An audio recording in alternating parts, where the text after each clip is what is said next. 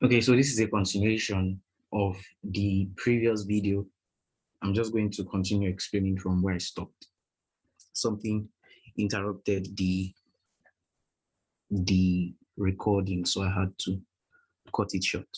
So now I'm going to explain. We want to know why price came to this area, okay, and why we would have expected price to come sink into this area, okay, and why we shouldn't just carry a Fibonacci and draw and expect price to react. Just that's more on that probability. You just believe, you just draw some lines: 38.2, 50.0, 68.1, 76.9 or so, and then sell, buy from that area if price starts reacting. That's not how it's done. I mean, it works, people use it, it works, but a more sure way is to understand the core concepts of supply and demand. So one thing, I'm not an expert on this, but I've been following this stuff for a while, like I've said. And one thing we can understand again from this particular setup I'm going to show you about Kiwi Canadian dollar is this. Let's understand why price, this level, this retracement, we can say was almost 100% retracement. But we want to know why price came back to this area. Why not around here? Why not around here? Why not around here? Why didn't it just continue going up or stuff like that? Well, for the fact that it decided to come down, where, if we were buyers, if we chose to be buyers, where would we have bought from and why? Now, the volume profile is going to tell us the answer. Okay, so volume profile, volume profile. Then we hold it from right there. We want to see the whole of the buy move, the whole of the buy move up to that place. You see, very strict, very simple, no story, no guessing. It has told us why. This is an area of volume. Price came back to this area of volume. So with this, you don't just draw your zones anyhow, just guess.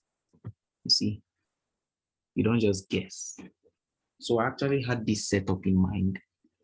I drew it and I waited for it. I didn't take the trade, to be honest, because I wasn't with my on my screen at that time. But I had this set up for like a day or 2 days or so, waiting for it to come back to this area. And look at how we shot up. So this is a good, I mean, we can understand how price came to this volume area and bought. Okay, nice buy. So if anything at all, we already have a setup here. There is one setup here. I'm not going to let price, I'm not going to buy. If I'm a buyer, I'm not going to buy from this area. I'm not even going to do any double bottom stuff. Okay. I'm not going to do any double bottom stuff like price coming to this area. Okay. You know how they do stuff like that.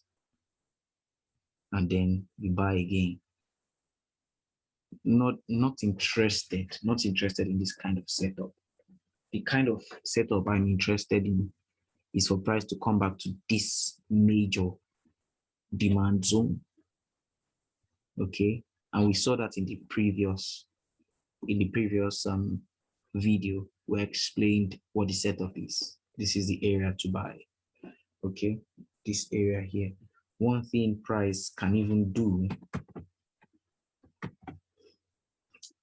one thing price can even do is to still further come into this area.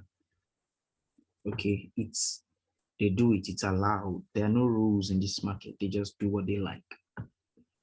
And we just follow. Okay. So this can happen. But in the previous video, we could see that this is the area we're looking for. Okay. We're looking for price coming around this area. However, either here or here, this is a buy market actually. at least for the meantime, depending on what they want to do.